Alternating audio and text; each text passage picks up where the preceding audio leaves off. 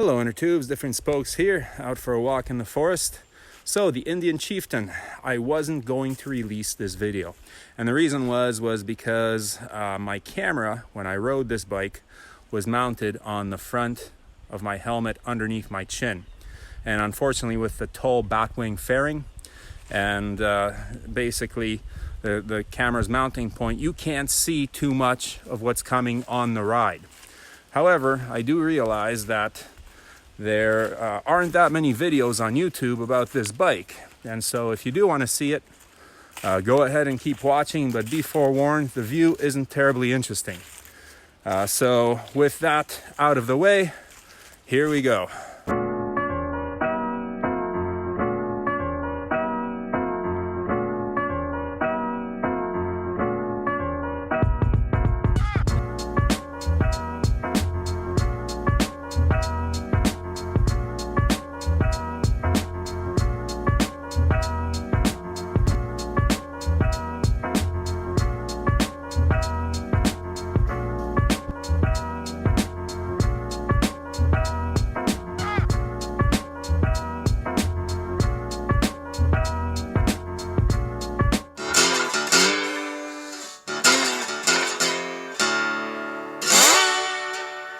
Here we go. Turn on the screen. This is the Indian Chieftain Classic. You can cycle through all kinds of modes on this display, but this one is nice. It's got the speed, it's got the fuel range, it's got a gear indicator, it's got a GPS. I'm gonna keep the music off. The system does sound pretty nice. Sounds good. Stock exhaust. Oh, we got RPM as well. Look at that. RPM here and RPM there. And we've got a windshield button right here, which raises it and lowers it. I'm just going to keep it low. Alright, pulling out in first gear here. A little wetness on the ground. We are in standard riding mode. We do not have heel-toe shifting here. It's just toe. Bike sounds great. Indian Chieftain Classic. This one, getting a little wind around my helmet. Let's see if we can alleviate that. That's better. All right. So this is kind of the more stripped down version of the Indian's touring bike. It's got a 111 cubic inch 1800cc air oil cooled V-twin motor. We're talking probably about 75 or 80 horsepower here. And we're talking a ridiculous 120 or so pound-feet of torque. These bikes are all about torque. Indian doesn't even publish their horsepower numbers because horsepower on a bike like this is completely irrelevant. But it's all about the torque, baby. All about the torque. It's got everything. We've got our GPS. We've got our traction control. We've got our rider modes. We've got a little nook up top where you can put your cell phone where it's going to charge. Every display and every metric you could ever want could be programmed to appear on this dash. I'm not going to worry about it right now, but you can do it. If you want a taller windshield, oh, I forgot to sit up tall. You can get a taller windshield. If you want more power, you could put a kit on. Stage 1 or more. Indian is competing with the Harley Ultra family here. I've ridden an Ultra before. It was a much older Ultra. I don't know what the newer Ultras feel like. But one thing that I didn't like about the Ultra was how heavy the steering was, because this batwing fairing is attached to the steering column, to the forks. So it turns with the forks, and so does the headlight. Now it looks good, but in my opinion, a fairing that is attached to, or not attached to the forks, attached to the rest of the bike, the frame I guess, is a little bit easier to ride. So this is not a bike that is about carving corners or drag racing, although it's plenty fast. We're only in 4th gear here, just cruising along, nice and slow. 2,700 RPM. Definitely not stressing the bike at all. Definitely, if I were to shift down here and want more power, the bike will offer me more power. But that's not what this bike is about. This bike is about cruising and comfort. So what's the comfort like? Well, first of all, floorboards, awesome. I do like floorboards on a long trip. If you're going to be on a bike for a long time, this is the bike you want to be on, or any of its derivatives. All the 111 cubic inch Indians are comfy. The ones with the fairings are a little bit more comfy than the other ones, the ones without the fairings, but you could put tall windshields on the other ones as well. Now, here's where a batwing fairing could become a liability because it affects steering at slow speeds. So let's see how this thing turns here. Yeah, it is a little bit heavy. You definitely feel the weight of it. But it's not as heavy as the Ultra was, the one that I rode, which was admittedly quite a few years ago. Brooke and I were down in Florida, happened to be Daytona Bike Week, so I rented a Harley Ultra and we rode down to Bike Week and rode down the main drag. It's kind of cool. We had it for 24 hours. Nice bike, very comfortable. The weather protection is great. Some of them come with plastic fairings for your legs. For cold weather, that would be very much appreciated. For a day like this, I'd rather not have them. It's pretty warm. I don't feel a lot of heat coming up from the engine, which is a good thing. It's an air-cooled engine.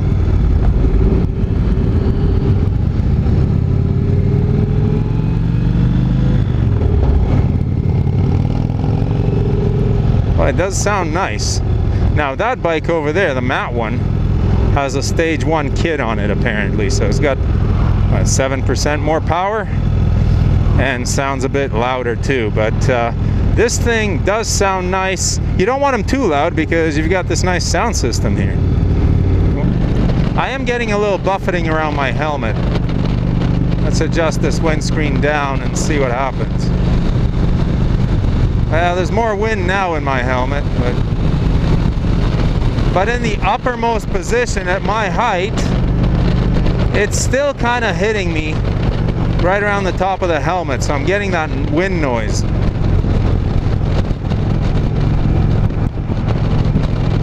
It's not too bad though, but I'd probably get a slightly taller accessory windscreen so that the lower position would be like this. I can still clearly see over the windscreen here. But the higher position, I'd be looking through it and I'd be more in a calm bubble of air. Some of you might think I'm a wimp, but if you've ever spent 5, 6, 7, 8 hours on a bike, you can appreciate a nice big windscreen.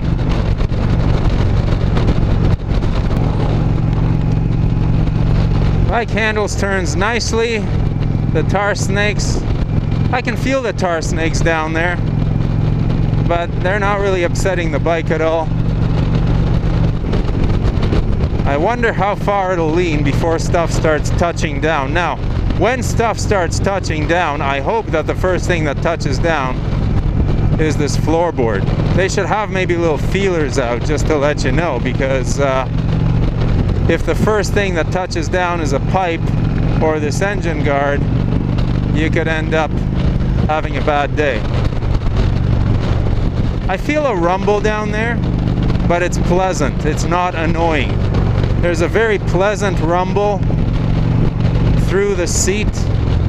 There's a very nice, pleasant, slow, low frequency rumble through the handlebars. You can feel the cylinders firing, but nothing that would get tiresome on a long trip, which is basically what this bike is for. Let's pop it down another gear and just cruise. Let's see how this bike cruises at low revs. 2,300 RPM. Wow, that engine is turning over slow. 89k an hour.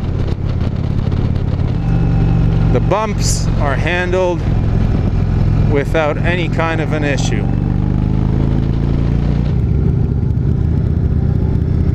Low speed handling. The throttle can be a little tiny bit abrupt in the on and off transition, which, you know, in the parking lot it might be a little bit disconcerting to someone who, you know, maybe a newer rider or something like that. Not many newer riders are gonna jump right into this thing though. Somehow I think that if you're buying this bike, you've had a few bikes before. Take these curves, absolutely no issue. The bike tracks straight even over the bumps. You can see all the bumpy pavement. You can see it, I can see it, can't feel it. Just a little tiny bit of a rattle. Certainly can't feel it in my butt. When I rode the Scout over that, I certainly could feel it. So there you go. This bike is, well, obviously this is a more expensive model with much more expensive suspension.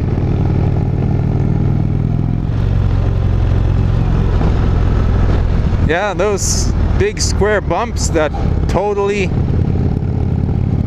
transmit to your lower back on the Scout. Absolutely nothing on this thing. And what a pleasure it is to cruise, whatever speed. I mean, you could probably cruise at 100 miles an hour on this thing, and it would feel relaxed. But the old lady on the back, that's sexist. My wife rides her own motorcycle. Many wives do, but sometimes my wife prefers to be on the back just so she can look around more instead of having to pay attention to the road.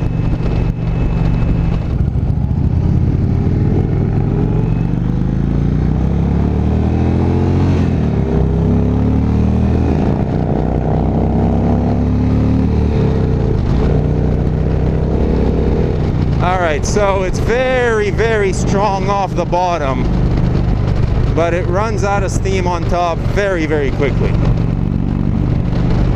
Tons of torque. The torque just pulls it along. But on top, it quits rather early. I wasn't looking at my RPMs. You can rewind the video and see when it kind of finished speeding up. But you do want to rev this thing low. This is not really a high revving. This is not a Moto Guzzi where you've got a big twin but you can rev it out high. This is a very American kind of feeling motor. It's maybe a bit revier than a Harley, maybe. Well, maybe not revier than a Milwaukee 8, I don't know. But it's definitely, the party's over at a fairly low RPM range. So, and of course price points vary on these bikes. This is one of the cheaper ones. It doesn't have a trunk, it doesn't have leg wind deflectors, it doesn't have the rear crash guards, it doesn't have the speakers in the saddlebags. It's a pretty bare bones touring bike. Bare bones, but comfortable and lots of character. I like it. I get this over a Harley. Sorry, Harley. I've been bashing Harley today. When I rode the Scout, I bashed the Sportster, and now when I'm riding this, I'm bashing the Ultra. Undeservedly so. The Sportster and the Ultra are nice bikes. I just think Indian is doing it a little bit better than Harley these days. So, the verdict, I like it. This has been, of all my rides today, this has been the most comfortable one, the most relaxing one. Certainly the one where I've felt the least wind. And, you know, maybe the kind of coolest sitting back and just cruising ride. Certainly this would be the bike out of all the bikes I've ridden today that my wife would prefer.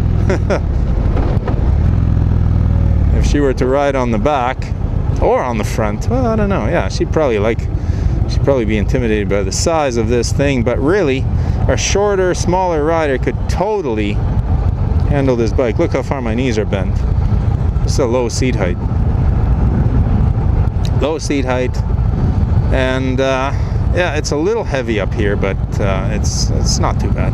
Not too bad at all. And it is so good to have another American manufacturer kind of giving Harley a run for their money. Because for a long time, Harley's been alone. The Indian was revived for a short while by another investor, but all they did was build Harley clones and stick skirted fenders on them in the Indian name. So that wasn't a true bike manufacturer. Now Indian is a true bike manufacturer. They're really, you know, I mean, I guess it's Polaris, I guess. But they're really, they've been doing well. I wish this front brake was a little bit stronger, I have to say. Could use a little bit more. I think it's a dual disc up front, but it feels soft. You have to give it a good press, and in a panic situation, you really have to mash it. So, as I said, Harley needed some competition. Indian gave it to them, and in many respects, Indian is making bikes as good or better than Harley. Especially recently with the advent of the Milwaukee 8, I do find it a little bland. Lots of power, lots of torque, does everything well. It's almost too good. Indian is a little bit more unrefined in their vibrations and all that, and has a much better stock sound. So guys, from the comfy captain's chair here, thank you for watching. I appreciate it. Lots more bike reviews coming up. Keep on watching the channel. If you haven't yet, please subscribe. You can always use your support that way. And keep the shiny side up. Different spokes out. May the spokes be with you.